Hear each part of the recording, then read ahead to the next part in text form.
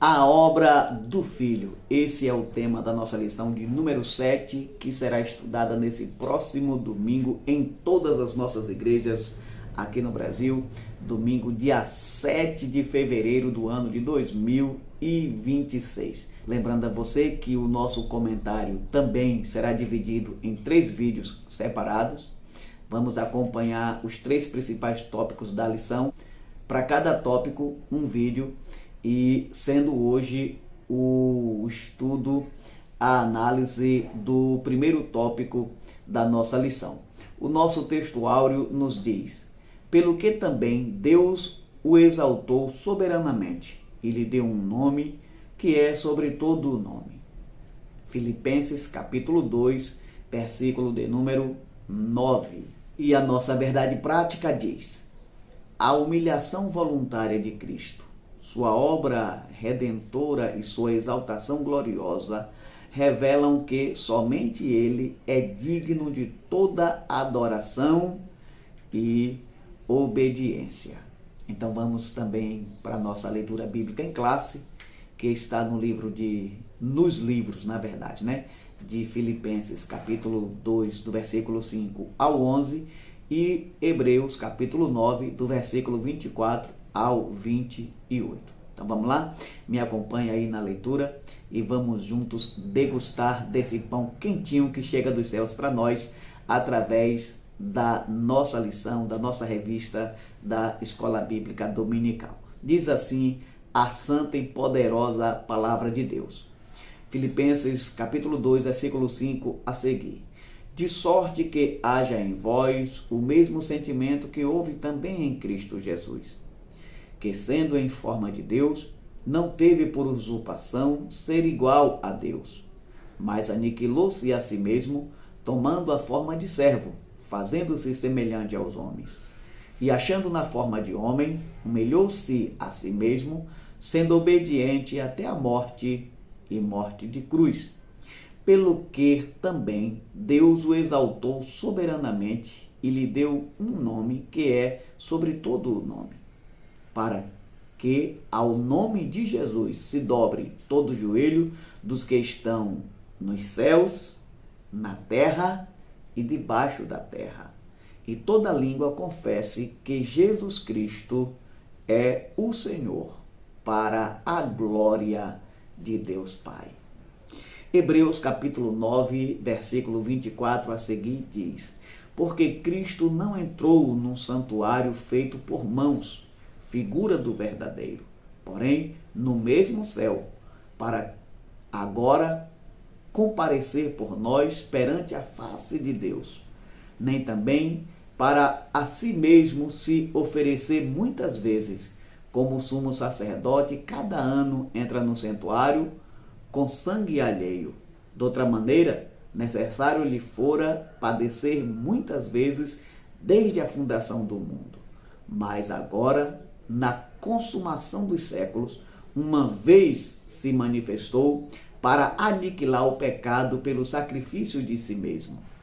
E como aos homens está ordenado morrerem uma vez, vindo depois disso o juízo, assim também Cristo, oferecendo-se uma vez para tirar os pecados de muitos, aparecerá segunda vez sem pecado aos que o esperam para a salvação. Essa foi a nossa leitura bíblica em classe. Espero que Deus tenha falado com você. E agora vamos para os nossos objetivos. Nessa lição, o objetivo do nosso comentarista foi explicar a humilhação voluntária de Cristo e sua obediência até a cruz. Segundo, mostrar que a obra redentora do Filho é única, suficiente e vicária. E terceiro, ressaltar a exaltação gloriosa de Cristo e sua soberania universal. Então, esses são os nossos objetivos. Então, nós vamos tratar aqui, basicamente, do processo da humilhação do verbo ou do logos e a sua obediência ao propósito do Pai, inclusive obediência até a morte de cruz.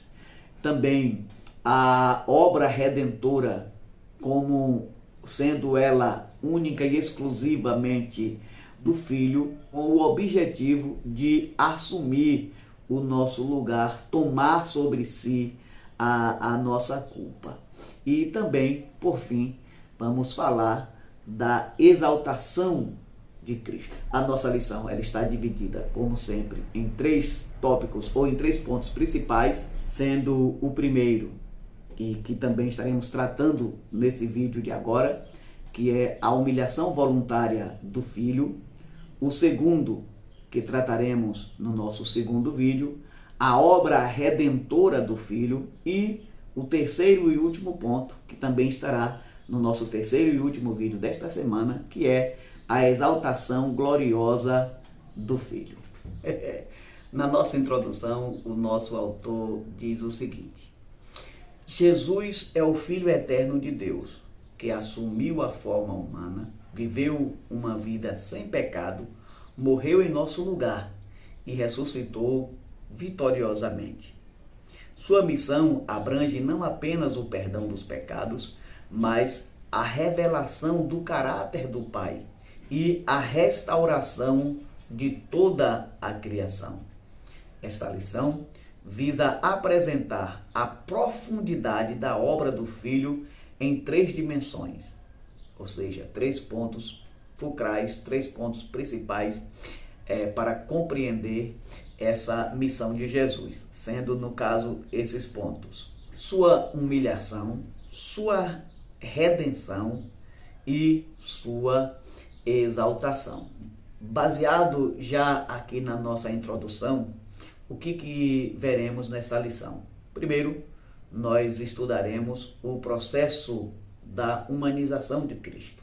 O que nós vamos ver aqui é esse processo, como o Cristo, o Logos, sendo Deus, se humanizou. Então nós vamos analisar todo esse processo dessa humanização, desse tornar-se, fazer-se homem como nós.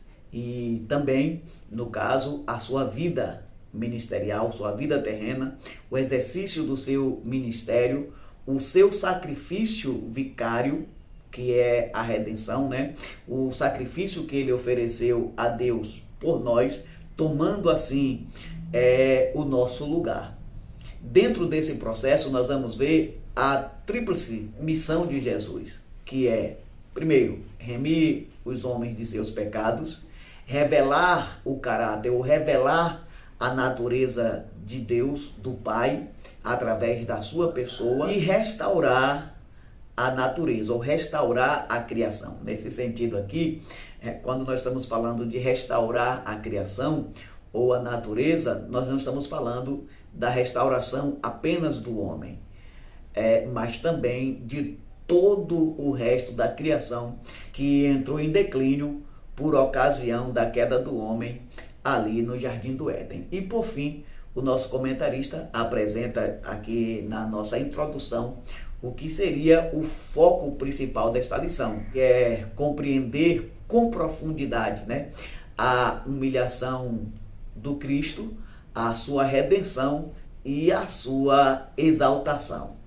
Deu para pegar aí? Então vamos agora para o nosso primeiro subponto do primeiro ponto. Nosso primeiro ponto, que é o que nós estaremos trabalhando nesse vídeo, lembrando que depois teremos mais 2 vídeos trabalhando o segundo e o terceiro ponto. Dessa vez nós vamos trabalhar só o primeiro ponto, que traz o tema a humilhação voluntária do Filho. E o nosso subponto traz o tema a submissão de Cristo. Nesse primeiro subponto nós estamos analisando a mensagem do apóstolo Paulo para a igreja de Filipe.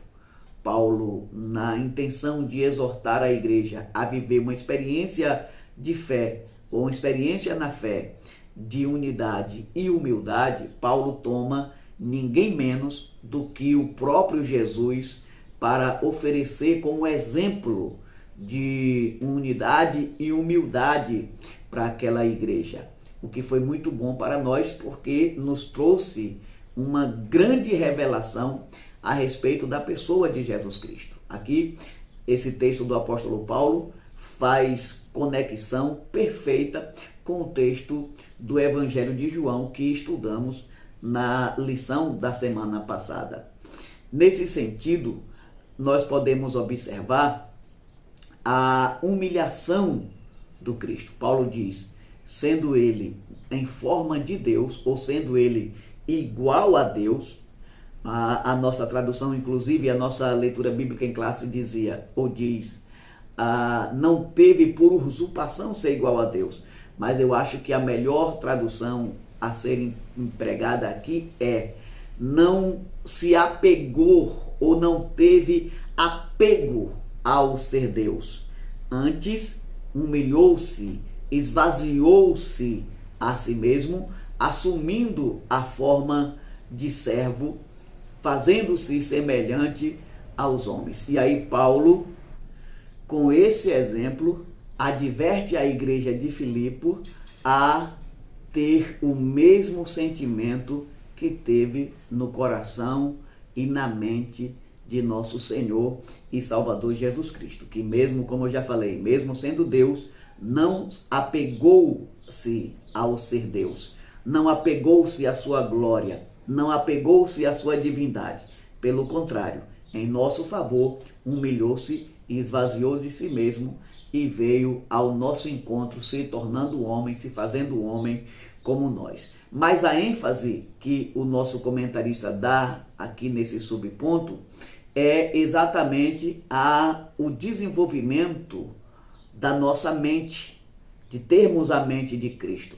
É por isso que ele diz, o termo grego traduzido como sentimento é pronel, que também pode significar modo de pensar e disposição mental. O que o apóstolo está dizendo? Se Cristo é o nosso exemplo, nesse sentido de modelo de vida, nós precisamos ter a mente de Cristo. Nós precisamos pensar como Cristo. Nós precisamos assumir esse modo de vida, esse modo de ser de nosso Senhor Jesus Cristo. E aqui eu quero abrir um parêntese para fazer um comentário que eu acho muito pertinente e muito apropriado para o momento. Observe, nós estamos falando de duas coisas aqui, unidade e humildade. E estamos tomando como exemplo a própria pessoa do Cristo, ou a própria pessoa de Cristo. Não poderíamos ter aqui um exemplo melhor e maior para falar desse processo. Nós vivemos em uma sociedade onde a disputa pelo poder, a disputa pelos espaços de destaque dentro das nossas igrejas tem tido uma ênfase muito grande, principalmente nos nossos púlpitos, nesse sentido.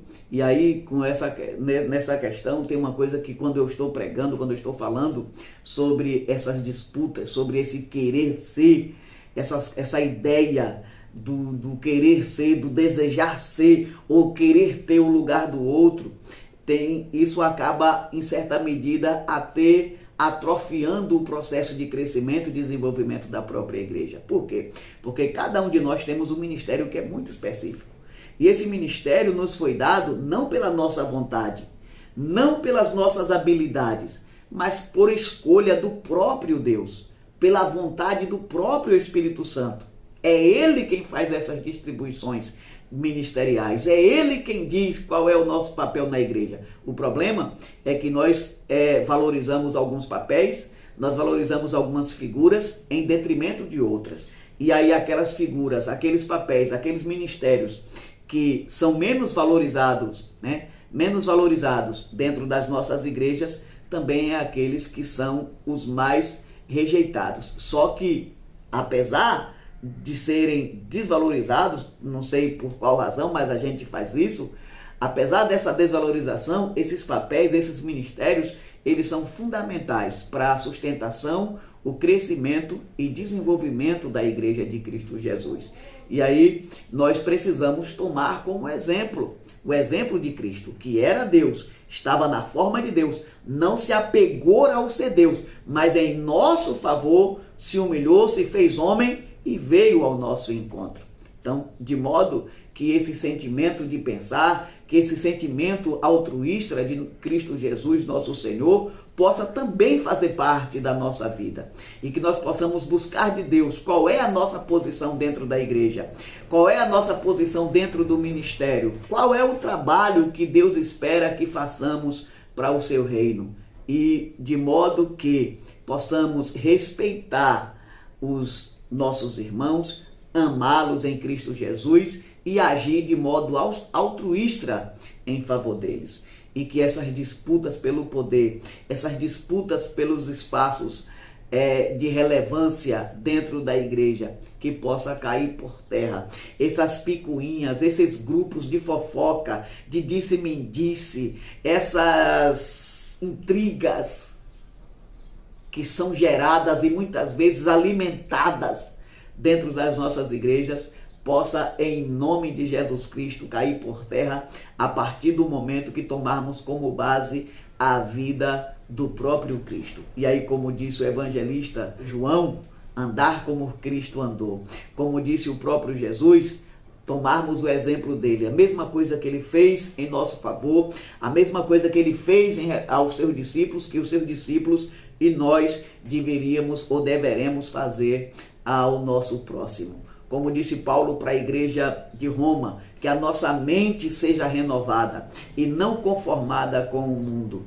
Esse mundo de intriga, de briga, de inveja, de dissensão, enfim, essas imundícias todas aí que não nos leva a absolutamente lugar nenhum, apenas nos destrói, apenas impede o crescimento do reino de Deus, que possamos tirar isso dos nossos corações e tomar sobre nós o jugo de nosso Senhor Jesus Cristo, colocar sobre nós o fardo dele e aprender dele, que é manso e humilde de coração, para que possamos encontrar descanso para as nossas almas. Então aqui nós temos uma lição grandiosa, uma lição gloriosa de unidade e humildade, que é a tônica para a igreja de Jesus Cristo. Aliás, a igreja de Jesus Cristo tem como fundamento principal o amor.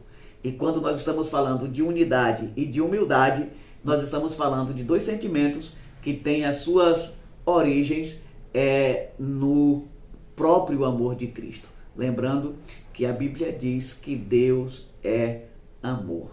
E se Deus é amor e nós somos servos de Deus, se nós somos filhos de Deus, comprados com o sangue de Jesus Cristo, e se Jesus Cristo habita em nós, então também nós viveremos em amor. E se viveremos em amor, se vivemos em amor, nós buscaremos essa tônica, essa máxima de vivermos na unidade e com muita humildade, tomando como exemplo a figura de nosso Senhor e Salvador Jesus Cristo. E o nosso segundo subponto traz o tema: esvaziamento da sua glória. Na minha visão, esse segundo subponto tem dois temas principais a serem abordados. O primeiro é o contraste entre o primeiro Adão e Cristo, que seria uma figura, um símbolo do segundo Adão.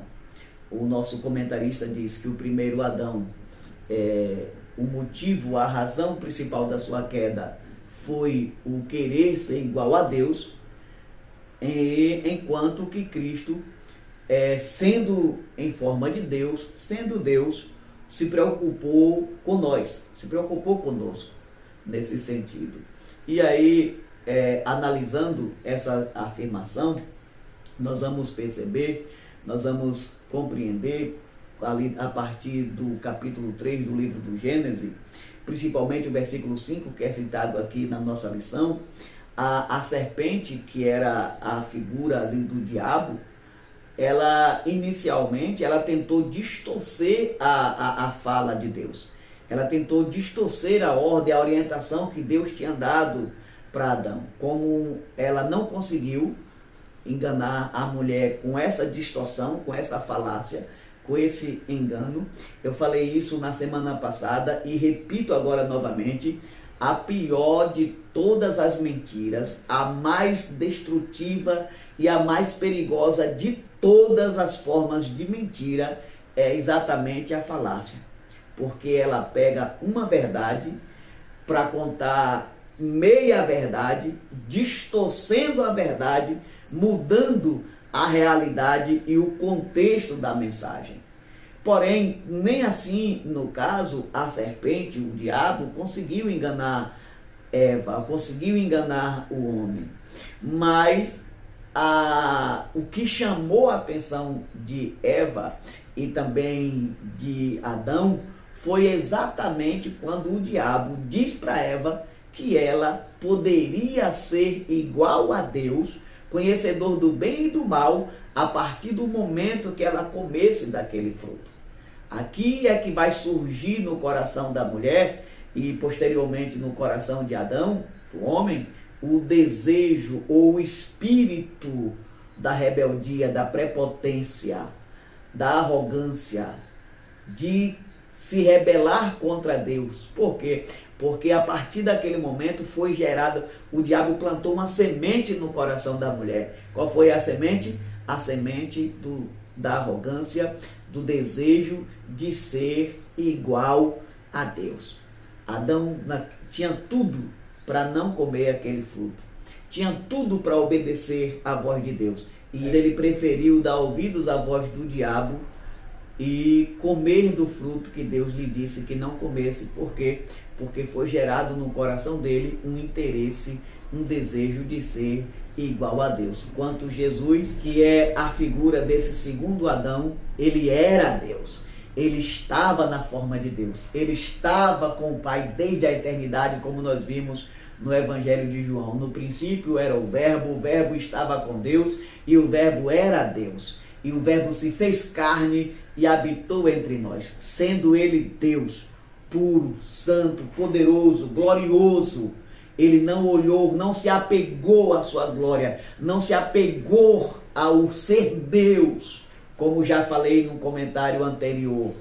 Antes, ele, por nossa causa, olhando para nós, em nosso favor, ele humilhou-se a si mesmo, esvaziou-se a si mesmo, tomando a forma de servo. E aí vem o segundo ponto a ser destacado nesse comentário que estamos analisando agora, que é a humilhação do Verbo, ou a humilhação do Cristo. Aqui, nesse sentido, eu falei num outro comentário que é muito difícil a gente compreender a profundidade desta humilhação.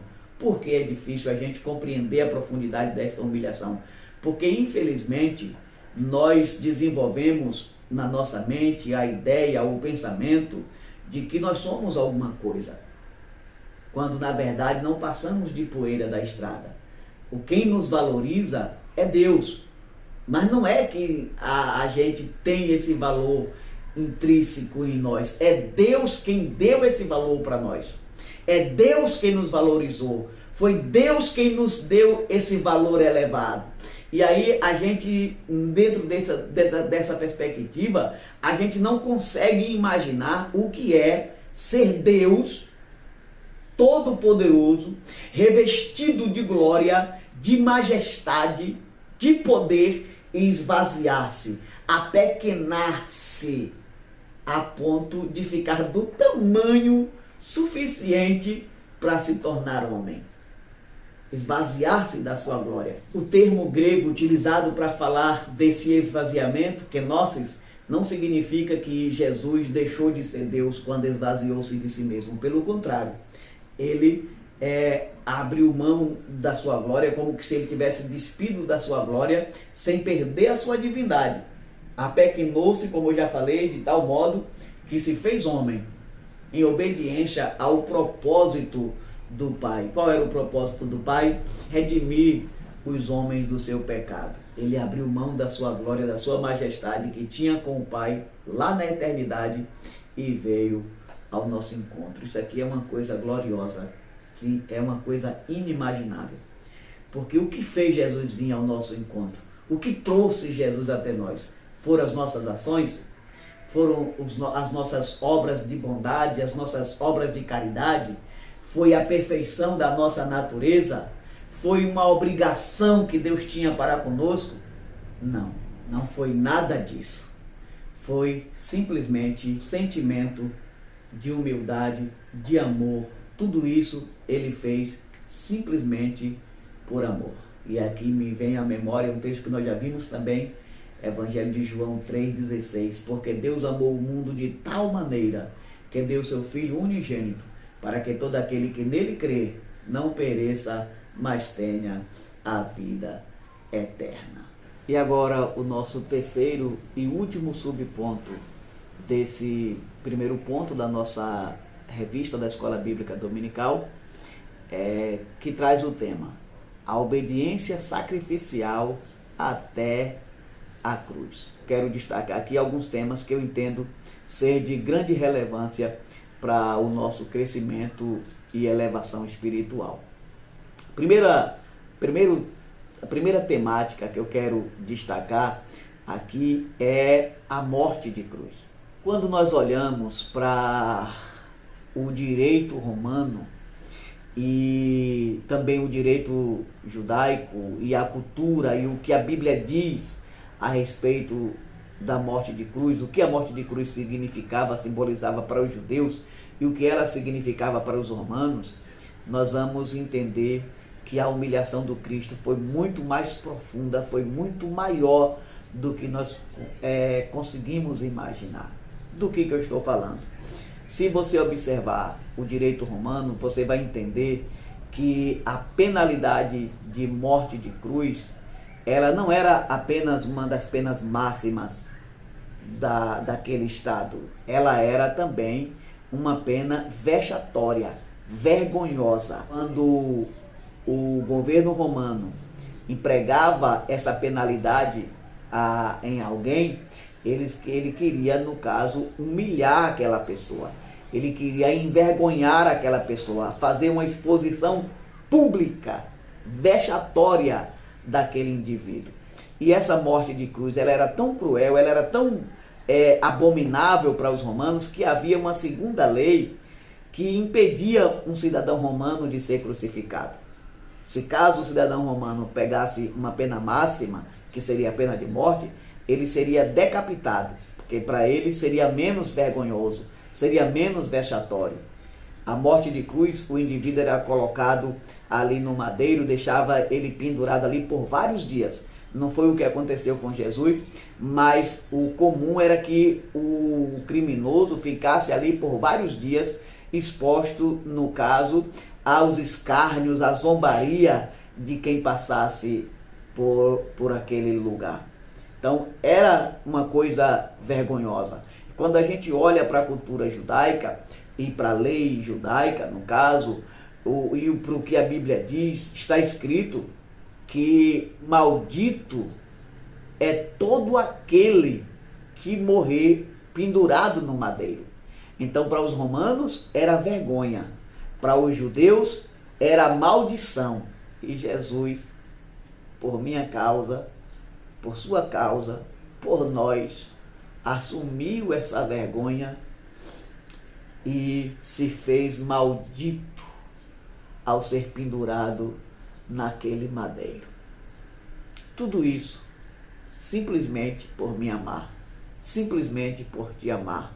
Ele veio ao nosso encontro e foi necessário se oferecer a si mesmo em sacrifício a Deus, e como um filho obediente, ele foi até a cruz.